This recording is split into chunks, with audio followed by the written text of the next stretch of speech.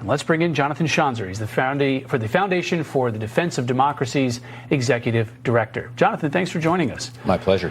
This peace agreement has multiple phases. Phase one is the return of the hostages. Let's take this chat in phases. Do you think that Hamas is going to ultimately release the hostages? They will be home in the next 24 hours. Folks in the region right now are pretty optimistic. In Israel, they're saying it's, 90%. That's what they're saying across the Arab world right now. We are trusting a terrorist organization to be held to its word.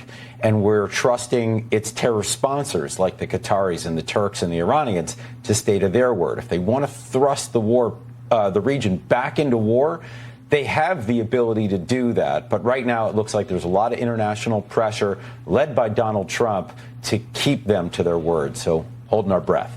It seems as though when it comes to phase two, which is having Hamas give up its weapons, give up political power in Gaza, that there are different perceptions of what's going to happen next. What's your take? Sure. I think there are three big perceptions that we need to break down here. One, Donald Trump thinks that everybody's going to hold to this. He's talking about ending 3,000 years of conflict, and he is expecting everybody to do as he says and to listen.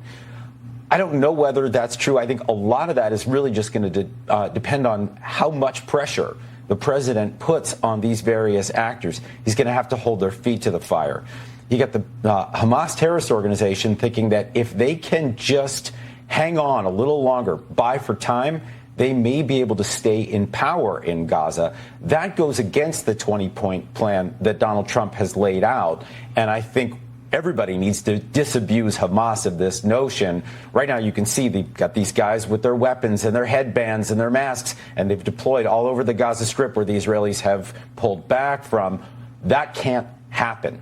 In another day or two, we're going to have to deal with that. The Israelis don't want to deal with that right now because they want phase one to go through.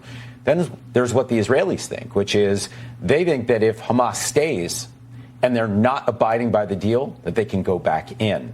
Donald Trump may not want them to do that. So you could see the friction building within these three different perspectives. Pretty interesting stuff. Yeah, and Prime Minister Netanyahu said when they announced this deal that we're hoping to do this the easy way, but if we have to do it the hard way, go back in, then that's what's going to happen. Is there a concern in Israel that perhaps that once the hostages are back and Hamas is not complying with what the president is expecting them to do in this phase two, then they can turn around to the international community and say, we gave the hostages back. What's going on here? Yeah, and I think that is the concern. I think a lot of people, the reductionist view of this was, hey, they took your hostages. That's why you went to war.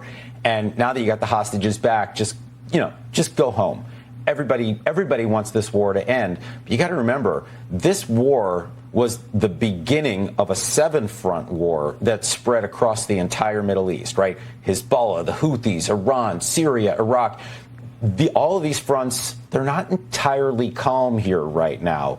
And so Hamas is just one small piece of this wider picture that the Israelis are still watching with some trepidation. Now, I do think that Donald Trump helped the Israelis get a grip on the region. I think Israel has the upper hand on every one of these seven fronts. But that doesn't mean that the war is over, according to Israel's enemies, and the Israelis are very aware of that right now. And a lot of America's allies have said, okay, we're willing to work on peacekeeping, we're willing to work on rebuilding.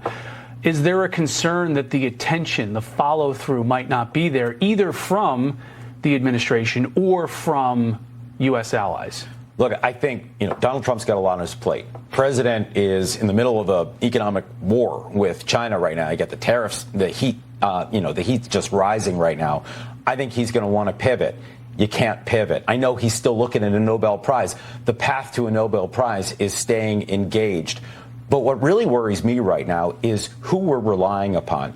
I think the Saudis and the Emiratis, they're good allies in the United States, and they want calm in the region. But you start looking at the Qataris and the Turks, these are guys that were sponsoring Hamas. They have been funding Hamas. They've been giving them a headquarters in their country. They've been on the side of Hamas throughout this entire war. Are we trusting them to keep the peace? I think we're taking a big chance here, and that's why I think the president needs to stay really engaged and to really hold these two countries in particular, hold their feet to the fire. The Israelis and the Saudis were talking about normalization before October 7th. That upended everything, possibly played a role in October 7th. Do you think that they can resume those talks now that we're moving perhaps towards peace? I do. I think there'll be probably some good news before that. We've been hearing some rumors out of the region that Indonesia might be next with the Abraham Accords, the world's most populous Muslim nation. You saw the leader get up at the UN, say some nice things about Israel. I think that may be the next move. And I think the Saudis, if they see that that is accepted more or less in the Muslim world, that might give them a little bit more comfort in taking next steps towards normalization. So a lot of exciting things also hanging in the balance right now. Dramatic, historic moments in the Middle East. I think we're going to have this conversation, another conversation soon. Jonathan Schanzer, thanks for joining us. Appreciate it. Thank you.